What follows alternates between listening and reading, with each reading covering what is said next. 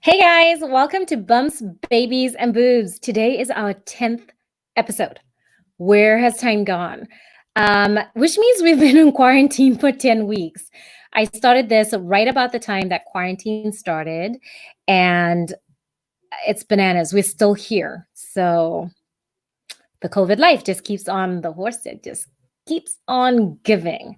But I'm super thrilled about today's episode because I think it fits in really well with everything that's been going on with COVID.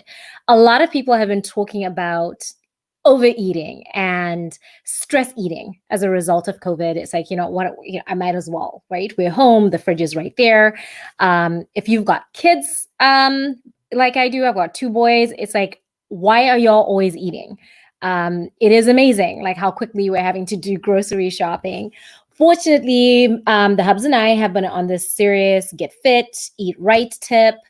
So I thought it would be great for us to bring in a nutritionist to kind of talk to us about what it's like to be eating healthy. How can you eat healthy, especially if you're trying to conceive or if you're pregnant? And what is the whole theory, right? We talk about eating for two when you're pregnant. What does that look like? What should that look like in reality? And today I have Anisa Woodall with me.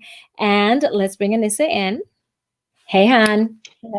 Hi, thanks for having me. Oh, such a pleasure having you on today. So Anisa, you are a certified nutritionist. I'm going to turn my phone off. I forgot I had it on. You're a certified, holistic certified nutritionist. What is that? So the holistic part is not part of the license. It's more just a way of how I describe how I work. Holistic being I look at the whole person, their whole body, their whole scenario, right? If it's a mom, I'm looking at her health history. I'm looking at her family situation, the support that she has, all of those things, and also looking at the body holistically. So instead of viewing each system as an individual, looking at how do they integrate together. And so when I identify as a holistic certified nutritionist, that's part of what I mean. And certified nutritionist is meaning here in the state of Washington. The state certifies me because I have a master's degree in nutrition, and I went to Bastyr University here, which is a school for natural medicine, and really, just love helping people with whole foods and changing their diet to feel better. I love that. Well, you are like the person that I want to be talking to right now. And I'm sure we've got a ton of bumps, babies, and boobs out there because with everything going on with COVID, we're all kind of stuck at home. And I know what it's like to be a stress eater. I'm like, grab the whole tub of ice cream, just anything to comfort food. I just want stuff that's going to make me feel better before it makes me feel worse. So how have things changed for you in your practice with COVID? What are you seeing? What you want to tell people about stress eating, and what are we doing to ourselves? Oh, there's a lot, you're not alone in that. And I think there's a lot of people, for various reasons, right? Many people are home. Maybe there's two people, two adults at home who are working full time from home with kids, who maybe they weren't used to doing that. And I'm sure many people, hopefully by now, are finding some kind of stride in, in their routines and things like that. But yeah, for many people, I think their whole worlds were turned upside down, and especially if people's jobs were put on hold or finances or things like that. So I do want to acknowledge like that the stressors are real, and there are like really great ways to handle that. And I will say that like, speaking with you as a lactation consultant, right? I'm sure you know that food is the first comfort of us as humans, right? And so we age that food is comfort, and that's okay, right? Like I don't want to shame anybody to say that you can't derive comfort from food or enjoyment or pleasure, right? I think all of those things are a necessary aspect of of having a healthy relationship with food. But as with any relationship, there can be excesses, right, or imbalances. And so, what I really like to encourage people to do is, before reaching for that tub of ice cream or a bag of chips or whatever, to really encourage somebody to try and like bring about a state of mindfulness, right? So to ask themselves, like, is this what my body really needs, right? And to kind of go through a checklist of, am I hungry? Am I bored? Am I feeling lonely? Right? That's a common one right now, especially in isolation. Or am I angry about something or feeling irritable? Am I feeling stressed? Right? And there's so many different reasons why people will turn to food. And so what I encourage people to do is to kind of go through that checklist and see, is there an alternative of something that could help to um, help them mitigate that stressor or feel better, right? Like to get some kind of release or dopamine release or something, right? That may not be food related. And a lot, I would say walking is one of those things that I think checks a lot of those boxes, right? Like we can get outside in nature, we can even go for a walk with somebody in distance, right? We can just get our body moving, mobilize some glucose to help bring our blood sugar back into balance. And so there's a lot of, I think, different things that we can do to help relieve stress that might not always be food related. And another thing that I find that helps with my patients is that if they feel like they just really want to be in the kitchen and around food, I encourage them to, get their hands on food and maybe prep their next meal, or think about maybe making some spice mixes or some marinades. And maybe they don't have something planned, but if they just want to be in the kitchen and they're bored and they just want to touch food, then plan ahead and find some time to do some activities that later you will thank yourself for. So those are just a few things that kind of come to mind that I'm often recommending for my patients. Okay. So kind of distract yourself with like food prep and just get your mind, either center yourself to figure out what's driving the desire to eat and try and take a hold of that. I know with us, getting outside, walking, running, just, getting my mind off what's bugging me tends to be helping quite a bit. So we're so fortunate. Other than this week, it has been okay. The weather's actually been okay. And then suddenly it turned into winter again. So it's been hard to get outside with the rain. But yeah, I love the idea of just trying to figure out what's really going on before you turn to stress eating. So some good points. I love that.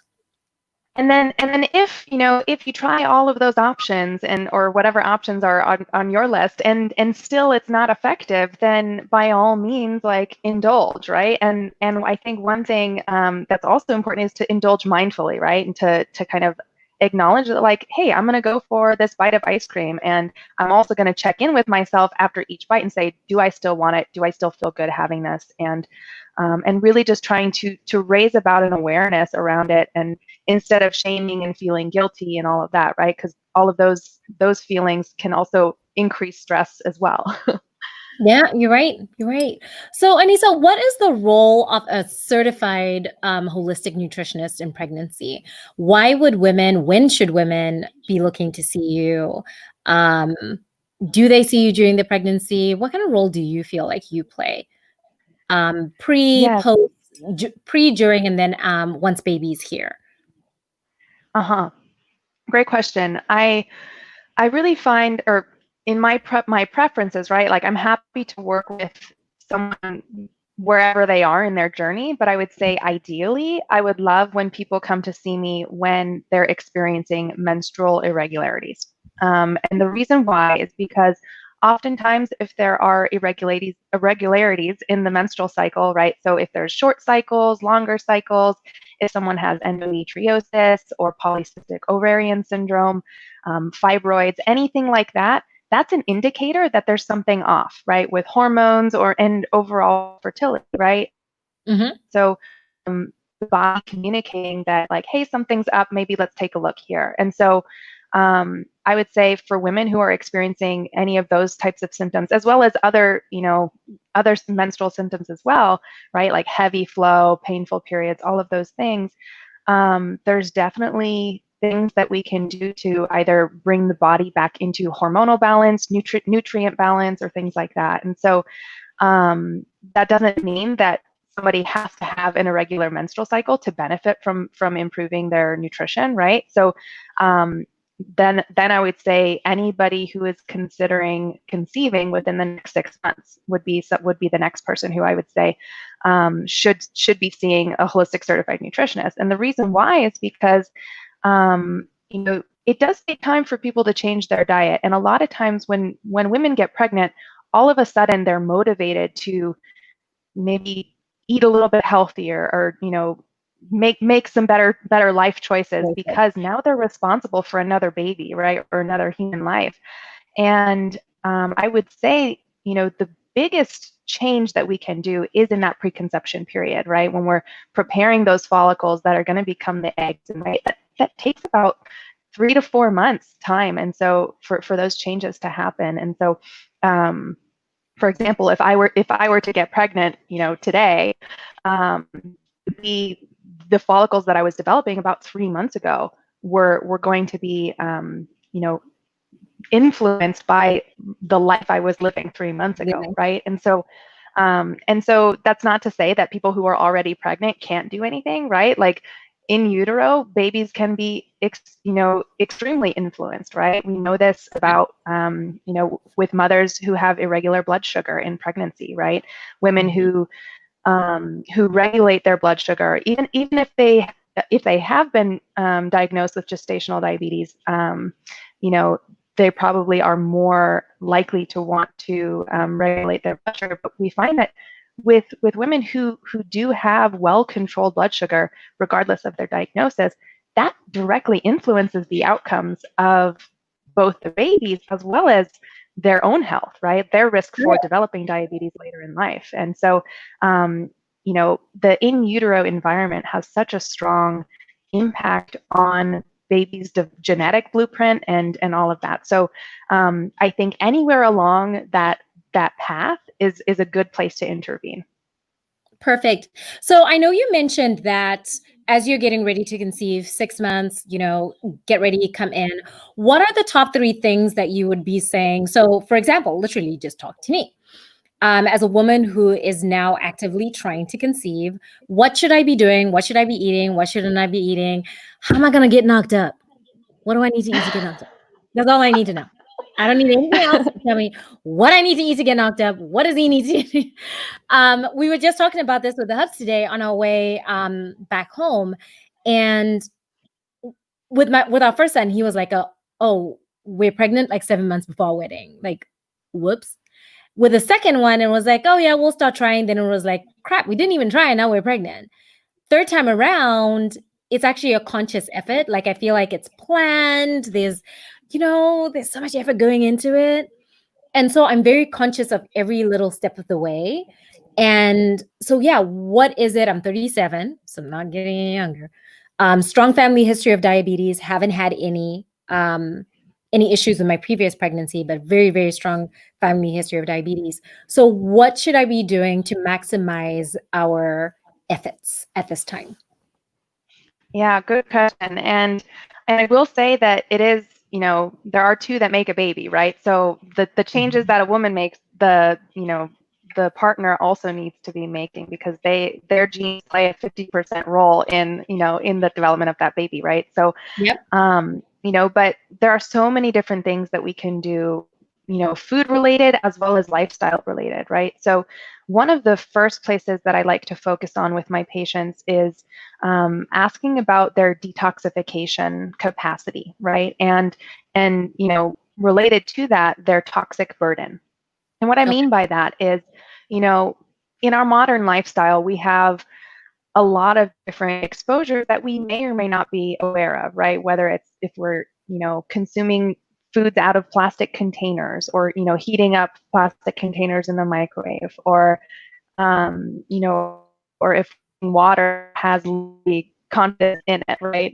If we're not drinking filtered water, or if we're breathing air that has, pollutants in it and things like that. And so I really like to encourage, again, kind of coming back to the holistic thinking, what is going into a woman's body that is preventing her from conceiving, right? Because in order to have hormonal balance, the liver has to detoxify everything, right? And in addition to processing the hormones. And so sometimes some hormones can be in excess and some others may be deficient. So for example, you know, in our modern culture, most women are experiencing some level of estrogen dominance, which means they have high levels of estrogen in comparison to progesterone, even though both of those might still be in the normal range.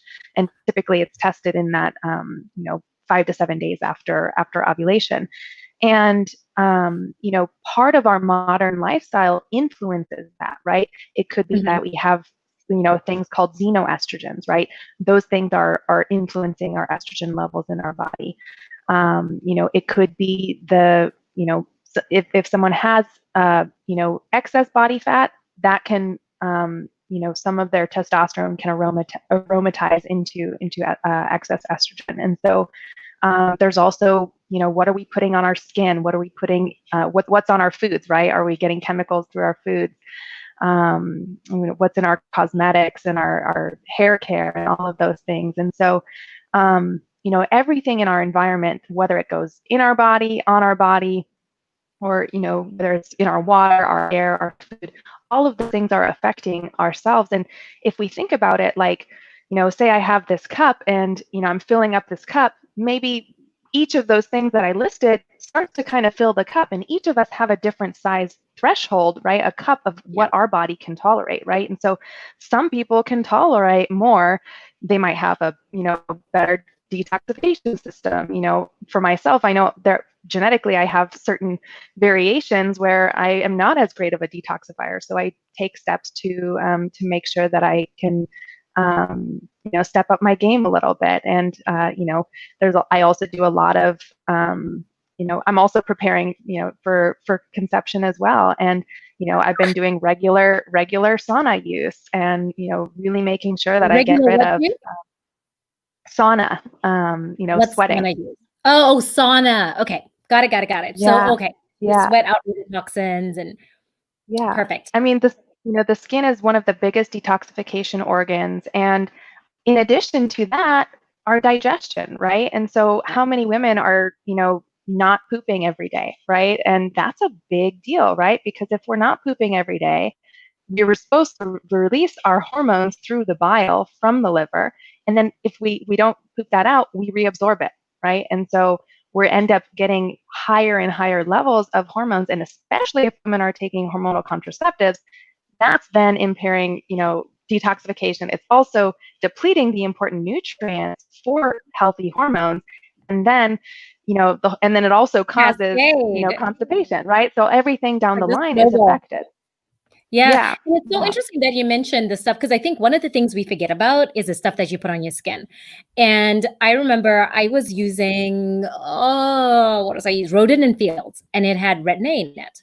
And I was like, oh, okay, I want to have a baby. I got to get rid of the retinol.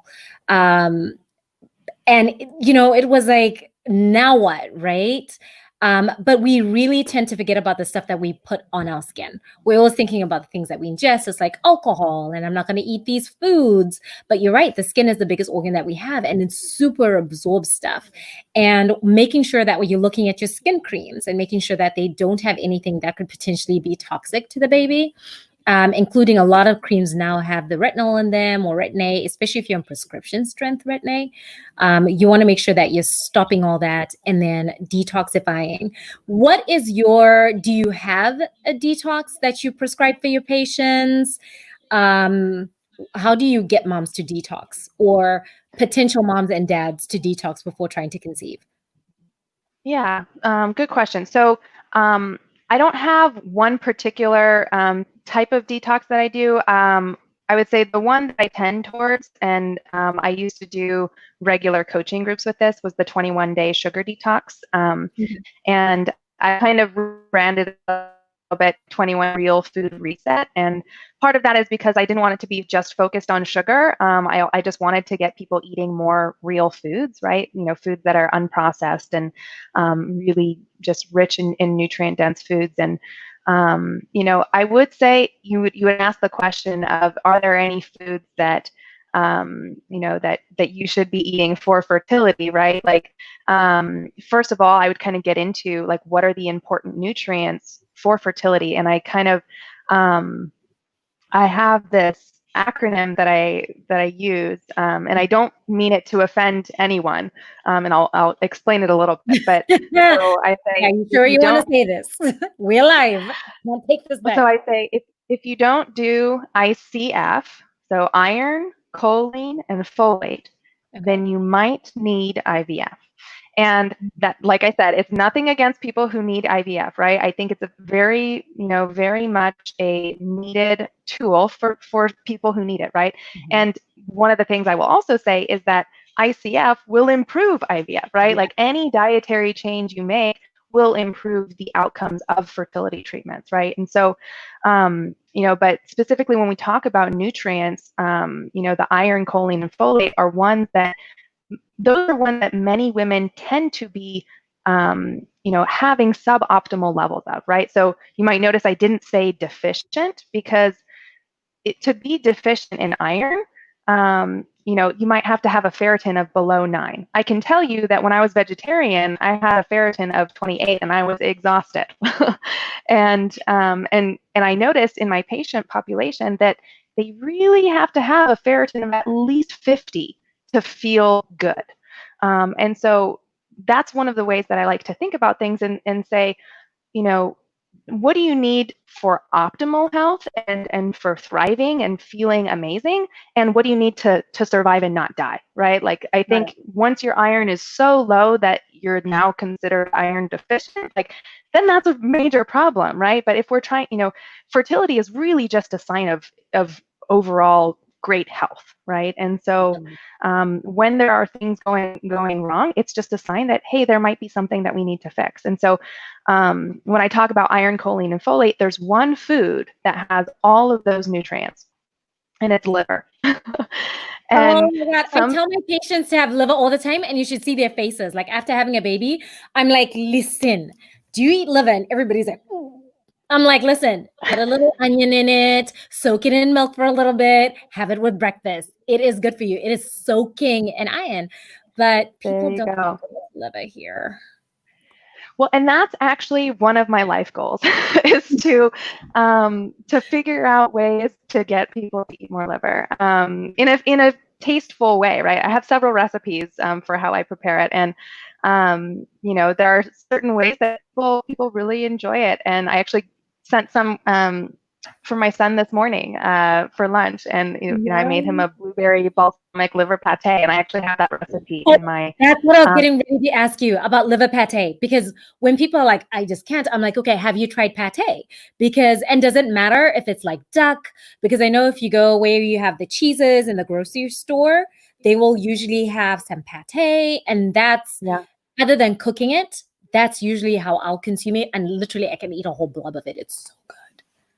Yeah, it is so good. And to answer your question, all liver is going to be nutrient rich. In all mammals, the liver does most of the functions of the body, right? It does the detoxification, it does a lot of nutrient storage, it does, so many different things, right? Fat Mhm. metabolism and glucose storage and all these different things. And it literally stores iron, right? So like, Yep. what better food to eat than the iron tank, right? Like that's the best food. And right, like, so when we talk about nutrients important for fertility, in addition to the three that I named, vitamin A, vitamin B12, protein, right? Like all of those are, found pretty much in highest sources in that one food. And so I would say if there's one food that somebody could be eating for fertility, it would be that one. And there's a lot of wonderful ways to to incorporate it into the diet to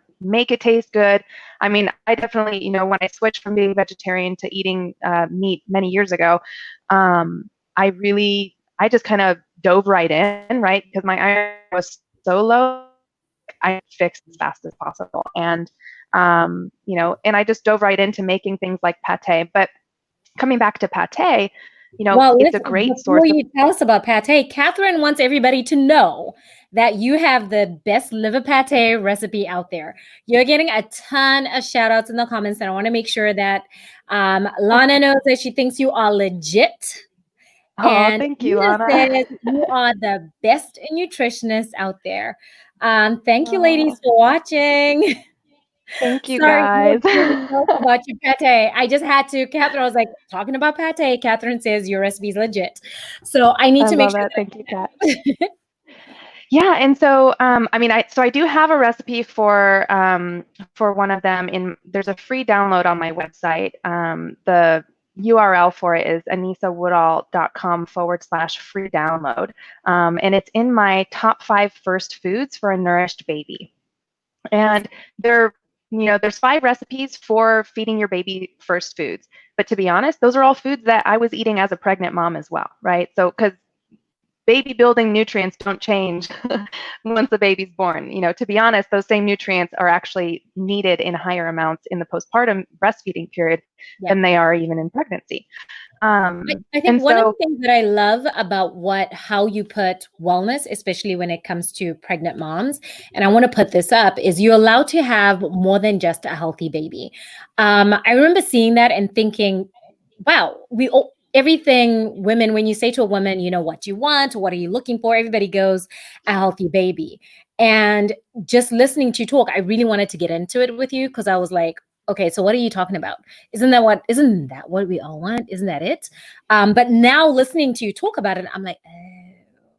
So it is yeah. about wanting more than just a healthy baby, and that it's okay. Well, and to kind of add on to that, it's, that's something that I hear so often is, especially women who are struggling with fertility, I just want to have a healthy baby. And it's like, I can totally like empathize with that. And of course, everyone wants to have a healthy baby. Like I can see that for sure. But what I want for my patients is to, have an easy conception process, to be able to maintain a pregnancy. Of course, like pregnancy loss is a very normal part of the process as well. But recurrent pregnancy loss can indicate that there might be some gaps that need to be filled nutritionally. Well, pause right And there because I think when you say it, people don't. And I was just talking about this today. We don't talk about on my Instagram is that we don't talk about fertility, infertility enough. We don't talk about miscarriages enough. And I think a lot of people don't realize how many women actually have miscarriages. Now, repetitive yeah, miscarriages, not normal, but there is usually with your first miscarriage, it's like, okay, well, let's go back to the drawing board. Let us work on being healthy. Yes, we can do all these other things, but we usually don't raise a lot of alarms. It's when you continue right. to have miscarriages. So can you add a little bit more on that? So there's people just kind of understand like it's a part of the normal process. How? Why would you say that? Yes, so it's a part of the normal process. And of course, like everyone has their own experience, and I don't want to project anything, onto how people should be feeling in response to their experiences and things like that. I wasn't really like, I feel like now is probably the most natural time to share. I am currently experiencing my first. And I wanted to share that because it, Make me cry. I, but I just wanted to share that, it is a very normal thing. And, to be honest, like most people, if they were in my shoes right now, they probably wouldn't have noticed they were pregnant, right? Like I'm only 2 days late with my period, but I've been experiencing symptoms for a week, and I felt implantation, and I felt everything, and I knew it, and I was nauseous and all of that. And it was just today that my bleeding started. And so I know that because, it was 15 days into my luteal phase, and my luteal phase is always 12 days. And so when you track your cycle, you can really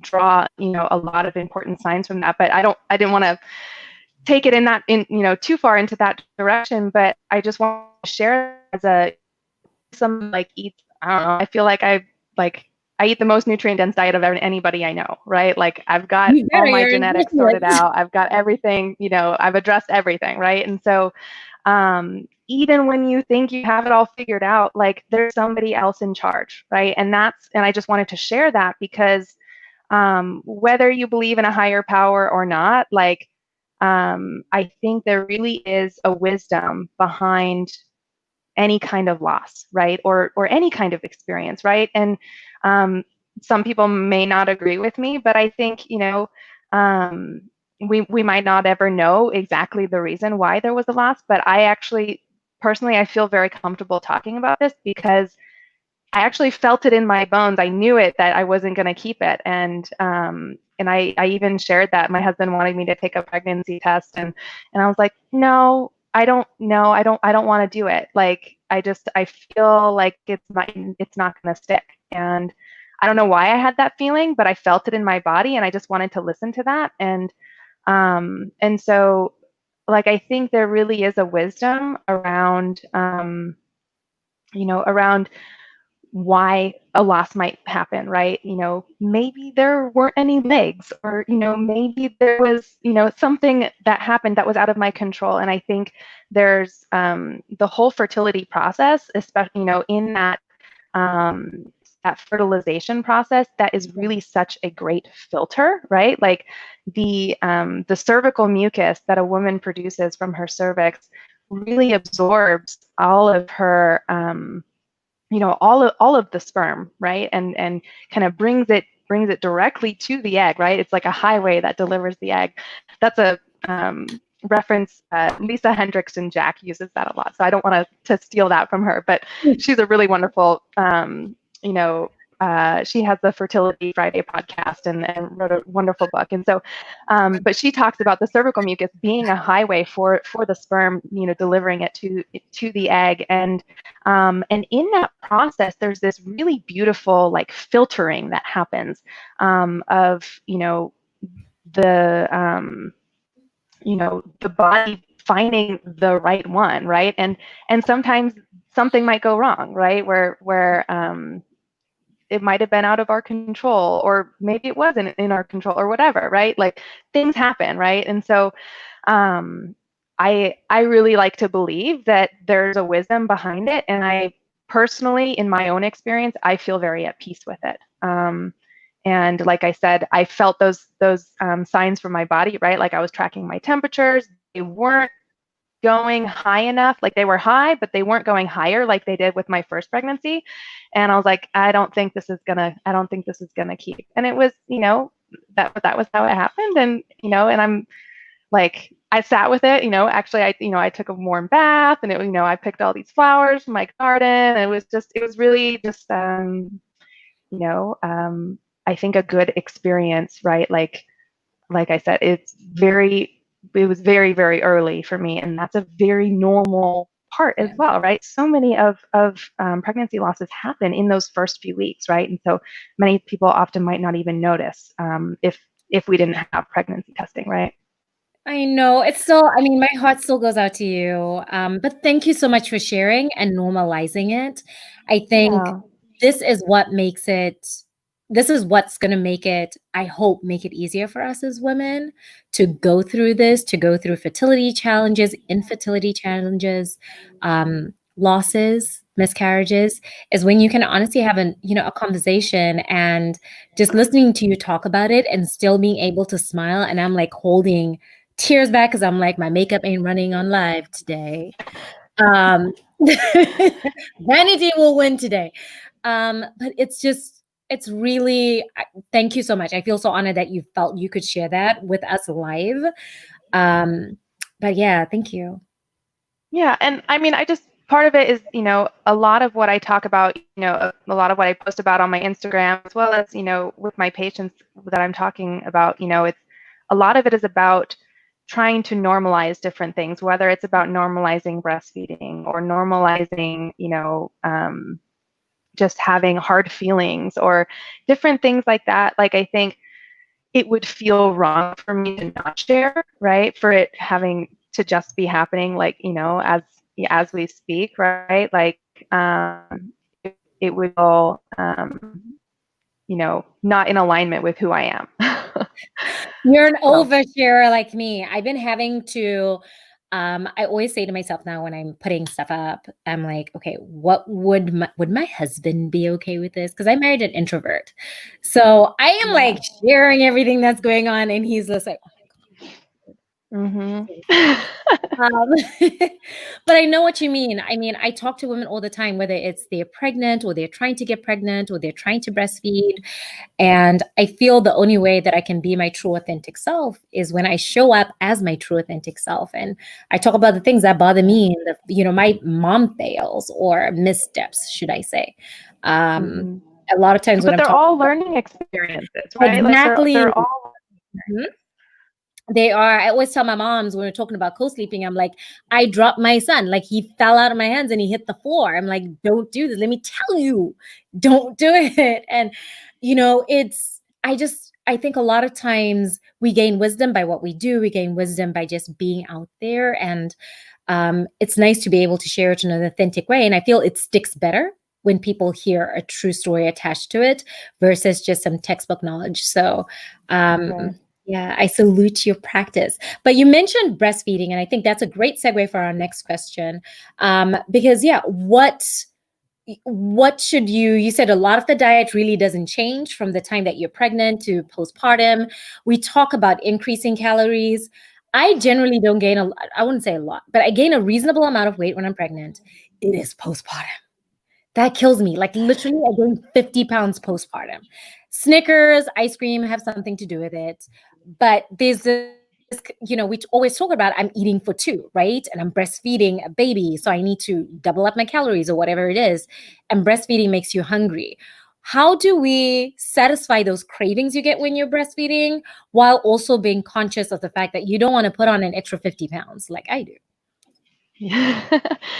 So, I mean, I will just say that the extra pounds are there for a reason, right? Like breast milk, I as you know, is a huge percentage of fat, right? And so, like pregnancy weight gain is essential for, for the people who don't have, much on their bodies, right? But I will also say that, like I said, right, there's a healthy balance, right, between the two. And and now so, you have to go miss um, it.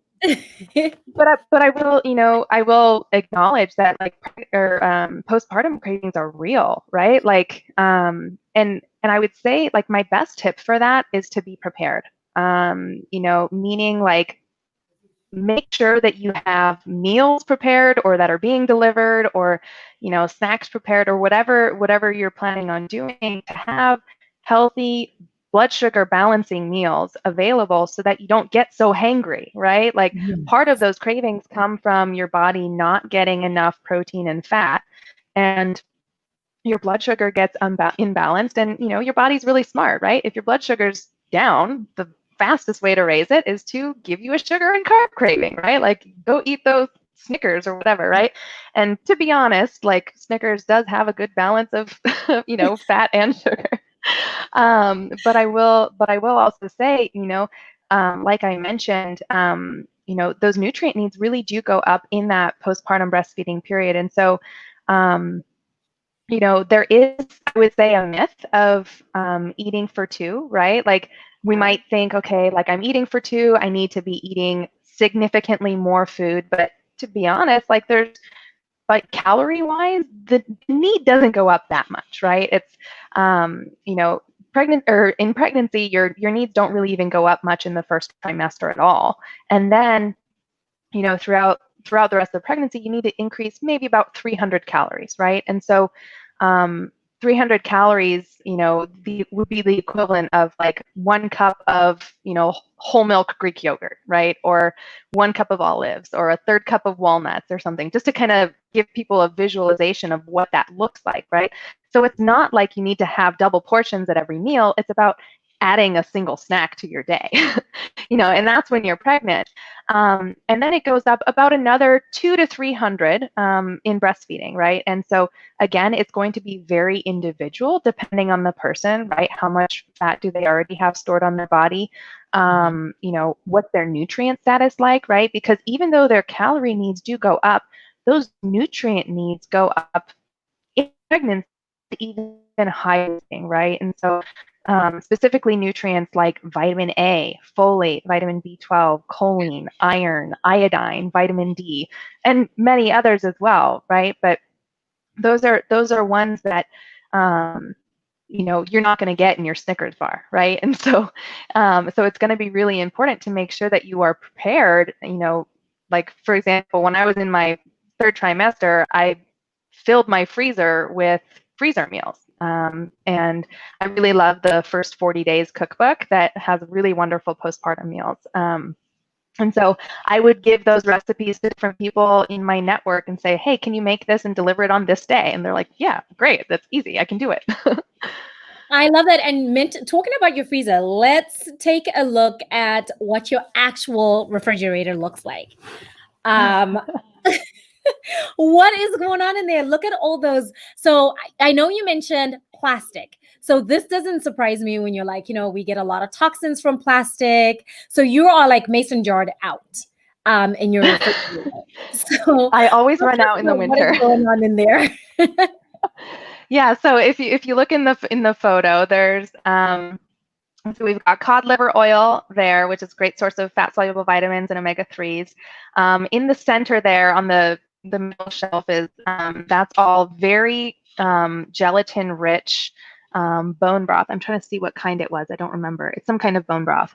It might have been pig's foot broth.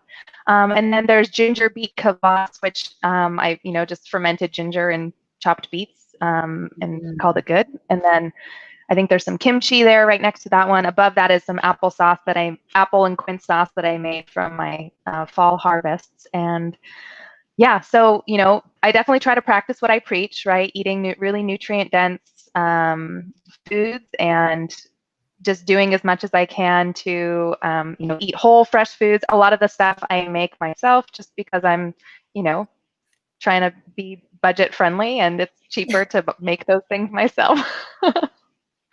And also, I like to expensive though to eat whole good foods, because I know our grocery budget ever since we were like, okay, we need to have at least 6 ounces of vegetables, and we try and have between usually about 10 ounces of vegetables with dinner, and then split that with fruits and veggies at breakfast and lunch. And I'm like, that whole food organic bill is kind of steep.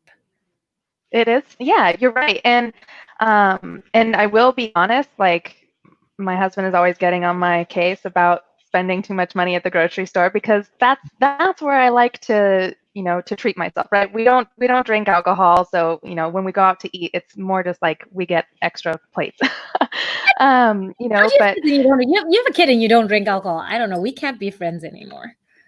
I don't know. I actually personally really enjoy being with my kid. I do. After a long day and a couple of glasses of wine, I really enjoy it. I will say I do enjoy a good, nice glass of lemon balm tea from my garden, or some kava tea is really good as well. But what was I going to say though about budget? Some budget-friendly tips and stuff about going to the store. Kind of hopping back on that liver train we were talking about. Liver is. I just saw at Whole Foods a couple weeks ago. It was $2.99 a pound for chicken liver. For anybody who's trying to get high-quality, nutrient-dense animal foods, like liver is the number one, right? And if we're talking about fertility. $2.99 a pound, you can't find any other meat for that cheap, right? And so, in terms of a budget-friendly tip, like that's cheaper than any supplement you can find, right? And it's also going to be satiating, right? Like you can't take a pill and feel full, right? And also, there's no enjoyment in that, right? I'm not that I'm against supplements. I very much do recommend some supplements, but I will say that. There are definitely ways to be eating nutrient-dense foods. Another really good one for fertility is canned oysters or canned sardines. They're shelf-stable. I would always keep them in my son's diaper bag, because I would always get hungry, right? Especially with breastfeeding. And they're very filling, very nutrient-dense. Oysters are, in addition to liver being a high source of zinc, oysters are also very high in zinc and in B12 as well, which are both really important nutrients for fertility and pregnancy. So those are definitely things that I would highly recommend. You might also be noticing that I'm mostly recommending animal foods in terms of nutrient density, right? Like, Yeah, and you used to be vegetarian. I So what flipped and what changed? Because I'm like, yeah, that's a lot of meat. You used to be vegetarian. What gives?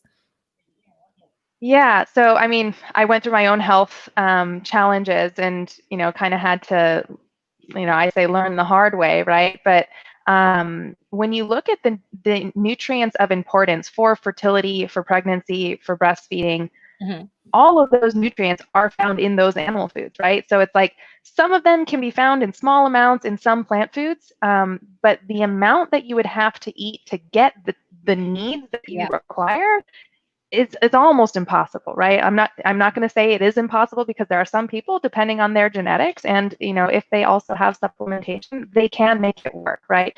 So I do think it takes some really intentional food choices and understanding what nutrients are in your food as well. And so I'll also say another really wonderful fertility food, right, is eggs, right? Literally, eggs make eggs. I mean, not you already have eggs in your I love body, that but eggs they help and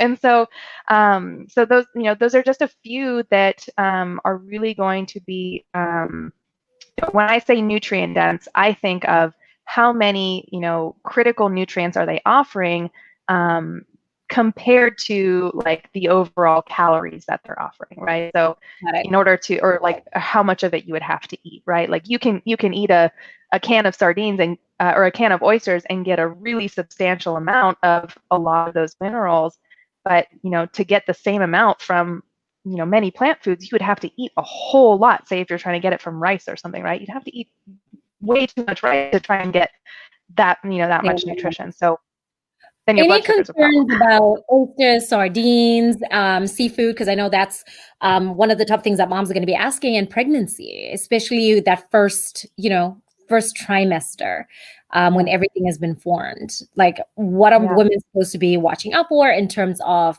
quantity? I think that's probably one of the top questions that I get, especially with moms that love their seafood. And it's like, okay, what can Yeah. I do? And then it's like, Anisa told me to eat oysters. So I'm going to have oysters every single day. So what would you say to them? Yeah. Well, so I will also just kind of reiterate why it's so important to be preparing the body in the preconception period, because you kind of want to give yourself a little bit of wiggle room, right? Like if you are in your first trimester, and if you're experiencing significant nausea in that first trimester, you might not want to be eating things like oysters or sardines, right? That's why you eat them before you get pregnant, so that you have those nutrients in your body already, right? And so so then there's that part, but then there's also the fact that, like, I really just say kind of do what you need to do to make it through the first trimester, right? Some people they have more symptoms than others. I do believe that a lot of times nausea can be kind of um,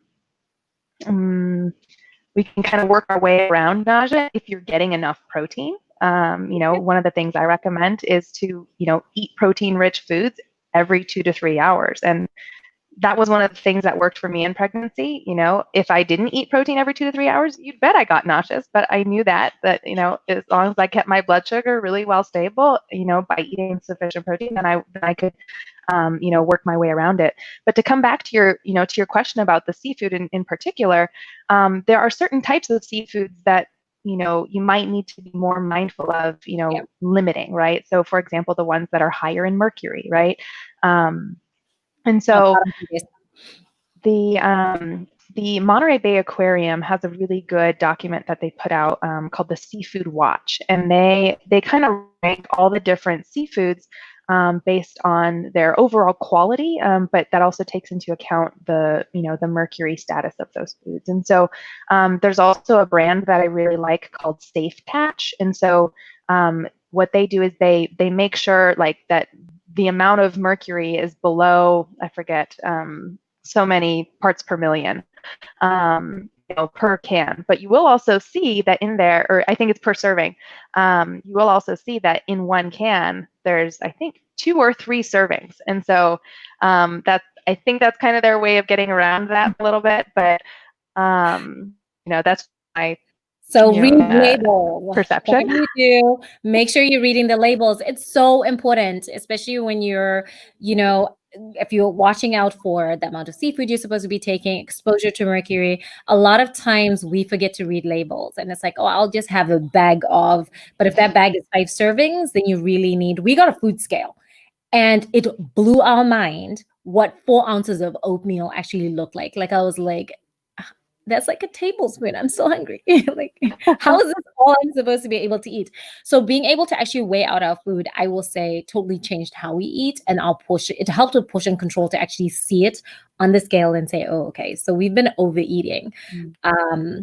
Yeah, so that was kind of, but thanks for mentioning reading labels. I love reading labels now and definitely weighing out my food. So I make sure that I'm sticking within the guidelines. And, I do also like to encourage, encourage mamas to try and listen to their bodies as much as they can, right? Like sometimes there's going to be, especially if one has had troubles, listening to their body in the past, right? It is definitely a practice, right? But, always coming back to like what is my body trying to tell me, right? It's like, do I really need like this one food, or is there, this other food that I could probably do better by having and also like feel much better with? And so, I will also say like I had significant cravings, when I was 3 months, postpartum, and once I got to like 3 months postpartum, I was kind of starting to get into a stride, and I also noticed that like, oh, hey, I'm like putting like 2 tablespoons of cocoa butter in my in my morning drink, right? Like, and I was having a lot of calories, right? And I just kind of noticed, right? Like one of the things that I recommend doing is if a woman wants to weigh herself on the scale, to try and look at it just as an objective measure, right? Not to make any, big interpretations of, oh, this defines me as a person or whatever, right? Like for me in that moment when I was 3 months postpartum, I was noticing, okay, like my weight hasn't moved at all. Maybe I'm eating too many calories, right? Like I'm breastfeeding a lot. And so not as an intention to lose weight, but more as seeing that as a reflection of, hey, maybe my body's in excess, right? And so so I took the additional like 2 tablespoons of cocoa butter that I was putting in my morning drink, and hey, look at that! Like the weight started naturally coming off, right? And I would say like, it takes 9, I would say 10 months for to put the weight on, right? In pregnancy for the people who do gain a significant amount in pregnancy, but then I will also say it takes equal amount to come off, right? Like I And think moms don't realize that. I was getting closer to almost a year postpartum by the time I got back down to my pre-pregnancy weight. And I would say that was a very healthy way to do it, right? Like I wasn't intentionally trying to lose weight. Like, my main concern was I want my son to have milk, and he had too much, but that's a different 3 years. That's why I came to see you. 3 years. 3 years postpartum. This weight ain't trying to budge. Like it is like it's been rough. It's 3 years, 3 long years. I haven't been intentional about it though. I will say that. But you're right. The minute I started paying attention and listening to my body and actually figuring out, what makes me, there's certain foods that actually make me depressed. There's certain foods that make me crabby. There's certain foods that make me happy. There's certain foods that make my body feel heavy.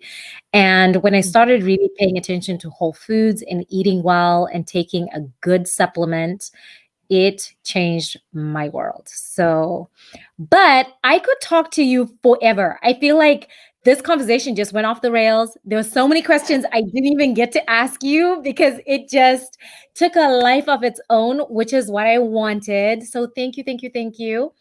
Anisa is going to be giving $125 off a coaching package with her. So if you go ahead and you click this link, so you guys can sign up. Please sign up for today's giveaway. We want to make sure that you guys get this. We're going to announce the winner at 9 a.m. on Monday. So if you go ahead on Facebook, that's the link that we want you to click, and you'll get $25 off a coaching package. I want to show them where they need to see your offerings so they know what you've got going on. So if you head on to anisawoodall.com offerings, you can see all the packages that she has.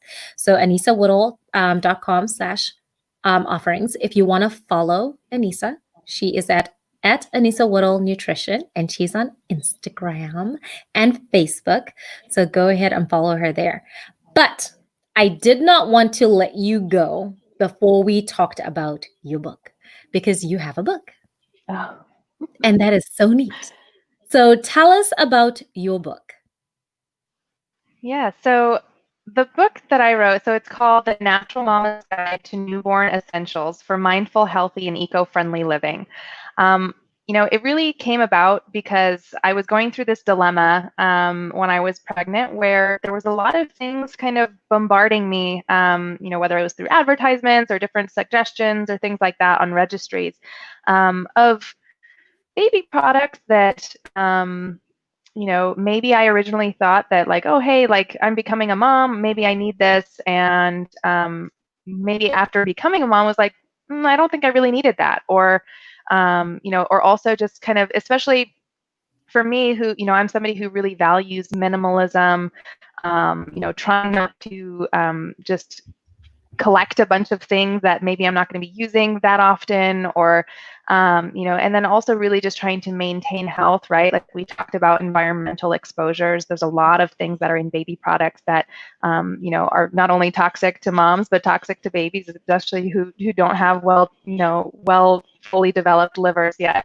And then to also just consider the environment, right? Like our environmental respect and things like that. So it really came down to, do I really need this baby product, and how will this benefit the development of my baby, right? And so I kind of stopped and I was like, okay, well, I kind of want to put together a resource. And first it started out as a blog post, and then it just got too long because there was a lot of people asking me like, hey, you're like health conscious and you're, into this and all that. Like, what resources did you feel were really essential for you?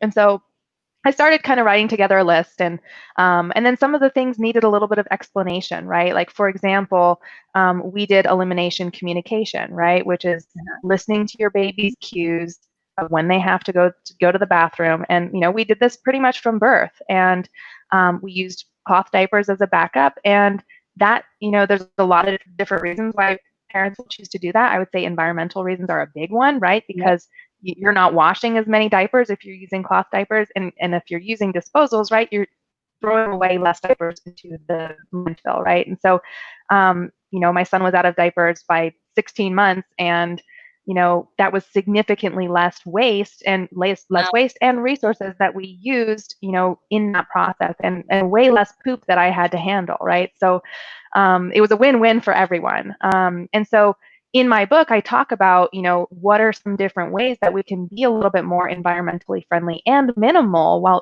without having to gather so many things in our homes. And so I just kind of put together this resource that I wasn't finding anywhere. Maybe there was something out there, but I wasn't finding it. And it's really, there's a few different sections that go throughout it, right? I have this kind of long explanation period in the beginning where I go through like, what do babies really need, right? Like we need loving touch, we need shelter, we need nutrition, and there's all these different things that babies, oh, there it is. And so, when we think about loving touch, right? Like, okay, we can put baby carriers on the list, right? Because that helps to nurture that need that babies have, right? Babies need nutrition, right? So, if people are able to breastfeed, I talk about all of the different benefits of breastfeeding. It's a very short, probably comparatively to what you could offer, but there's benefits of breastfeeding, ways to encourage it, and ways to nurture it. And then, hygiene, I kind of get into elimination communication with that. And with shelter, I get into, environmental toxins that are commonly found in our, homes and our baby products and different things like that, and ways to minimize those.